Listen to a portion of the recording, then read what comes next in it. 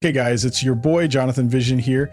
Last video, I asked for you guys to show some love for my content, and I must say, I have been blown away from your support the past few days, and it only motivates me to make even more content. Today we will be testing yet another farming strategy for Path of Exile 2 in our Fortune or Famine series. Actually, I've been thinking that the series name might be a bit too corny.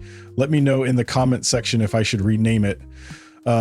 I know that we already have a video about Olroth farming, but this video will dive deeper into Expedition itself, where the last video about Olroth farming were solely about farming Olroth and skipping anything else that Expedition has to offer. Personally, I like Expedition, and I think it is slept on because people have just told themselves that it is a shit league mechanic. I do not think that people realize that Expedition was updated in the latest Path of Exile 2 update, and it has seen overall buffs to everything it has to offer. My own prediction is that it will probably be a quote-unquote worse strategy than just purely farming Olroth, but I am sure that Expedition will be decent and a very good alternative to mapping for those that absolutely cannot stand setting up towers. So let me just quickly go through what Expedition farming requires. So the first thing to do in this strategy is to buy your Expedition logbooks. These can either be bought on the trading site for about 4 chaos each, or you can buy them on TFT for about 1 divine per 5 logbooks. I think it is also reasonably easy to buy them off of people using the in-game chat, or you can of course just use your own logbooks if you have any. The logbook also absolutely must be Baron Atoll logbooks, and I will explain why a bit later. Furthermore, I would also just like to note that this strategy is not for everyone. Expedition is the most rippy content in the game, so you either need a very high DPS ranged build that can kill the mobs in safety, or you need an extremely tanky character. There will be a lot of mods that are deal breakers for some builds, and if you cannot run these mods, I would advise against farming Expedition because you will be forced to avoid so many rarity and quantity nodes. Here's a little list of mods that will be present, and I advise you only to farm this content if you only have a few of these as brick mods.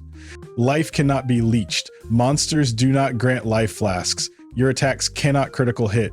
There will also be monsters are immune to lightning, fire, cold, physical, or chaos damage, but generally just avoid making them immune to your main damage source. Now, with all that information out of the way, I can start talking a little bit about the setup and what you need to look out for when you are farming the Baron Atoll logbooks. Our main source of income will come from 3 sources. The first source of income is exactly tied to why we decide to run our logbooks in Baron Atoll. What makes Baron Atoll special is that its special node is a 60% increase in rarity of items. This means that we will be able to play logbooks with anything between 350 to a whopping 1000% rarity of items found. And do not be fooled by all the previous rarity debunk videos on YouTube. Getting above 400% rarity is certainly noticeable, and you will drop a ton of raw chaos, divine, and annulment orbs. The second source of income is going to be looking for these small star markers on the map. What makes these markers special is that they contain a chest with waystones in them. And as you know from my last video, selling waystones is an incredibly lucrative business.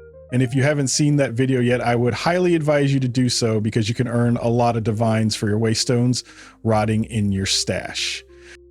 Our third source of income is going to be from killing Olroth. Olroth has a spawn rate of 33%, and he can drop some really good loot. He has about 5% chance to drop the ultimate life flask, which goes for about 30 divines at this moment.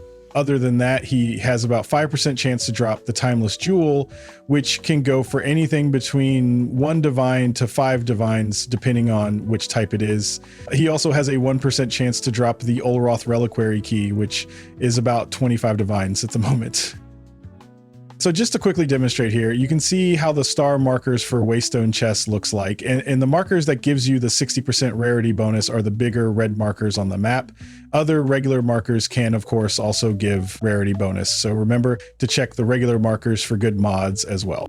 Also, I will go through the most important mods to go for on these markers so that you can optimize your chance of getting good drops. And while I do that, I will do a live logbook in the background so you can see some of my methodology in the meantime. And now for the most important mods to go for in the logbook. The most important mod is rarity of items found. After that, I would say the second most important mod is quantity of items found. Then right below these two very important mods, pack size percentage, rare monster percentage, and runic monsters are the most important mods to pick.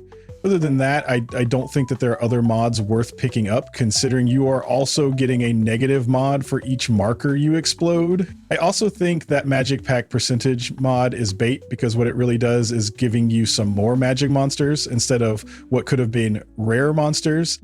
When we want raw currency, dropping the amount of mods on a monster matters a lot. And a rare monster has at least 3 mods on them, which is why they drop good currency. If we get monsters with 4 or 5 mods, they will almost always at least drop a chaos orb, while magic monsters only get 2 mods.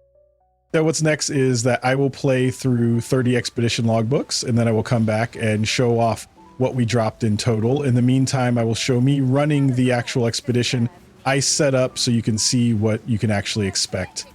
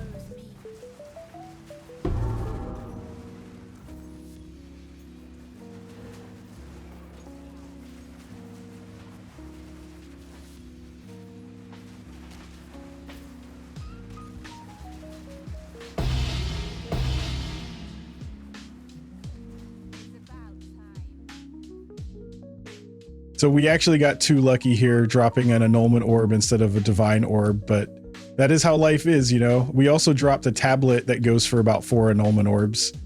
Anyways, here are the results. In total, we dropped 3 divines and chaos orbs, 9 raw divine, 4 annulment orbs, and a few other currencies worth a little bit. Other than that, we dropped a decent amount of tier 1 uniques and about 100 waystones. We did not get lucky when it comes to the good Olroth drops, but for the purpose of calculating the profit you can expect to make when running logbooks, I will calculate our profits, knowing the actual chances of getting something in Olroth and corrupting waystones. You can maybe say that this is a bad approach, but doing 30 expeditions as I did is simply not enough data to actually say what the profit will be. And since the actual drop chances are well known, I don't see why we do not just try to make the proper calculations. So let us start with calculating the data on the waystones. We had 100 waystones after 30 expeditions, which means on average 3.33 waystones every expedition. After corrupting all of these, we can on average sell off these waystones for 14 divines in total. I can also confirm that this is true. After recording this, I sold all of the waystones for a total of about 15 divines on TFT.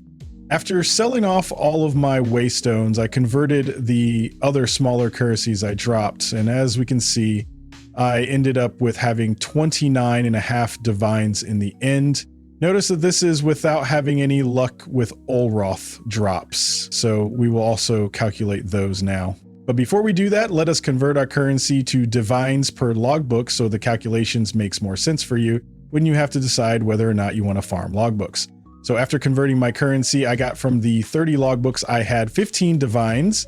As we also talked about before, we can expect to corrupt 100 waystones per 30 logbooks too, and hit about 14 divines profit from doing so. That makes us end up at exactly 29 divines per logbook. So let us just say 1 divine per logbook before calculating Olroth's drops.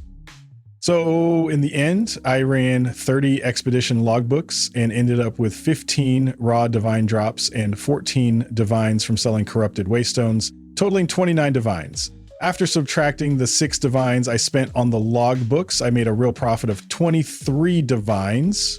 That's about 0.77 divines per logbook. Factoring in the expected value from Olroth encounters, the total expected profit jumps to around 41.6 divines, or 1.39 per logbook. So even without insane luck, this strategy pulls solid returns, and over time, so you eliminate randomness from the boss drops, the value will spike hard. There is one last thing that we can't quantify, but that is good to keep in mind. Because we do these expeditions with upwards of 1000% rarity of items, and you have such a high density of rare monsters, the odds of dropping a mirror or a tier 0 unique is also much higher than when you were just mapping. So far in this league, I have dropped 2 Calandra's rings, 1 Astramentus, and a couple of the new T0 uniques. So in the end, where do I think this farming strategy lands? It definitely has its perks. You don't have to engage with towers at all. And once you get used to the expeditions, you can easily set them up in a matter of a minute. On the other hand, it has its big downsides, mainly that it requires a very strong build to even do, and the fact that a lot of the profit comes from depending on Olroth dropping decent items or playing so much that you eventually get the good items. With all this being said, my opinion is that this strategy lands in a good place just behind Olroth farming, which I also have a video on.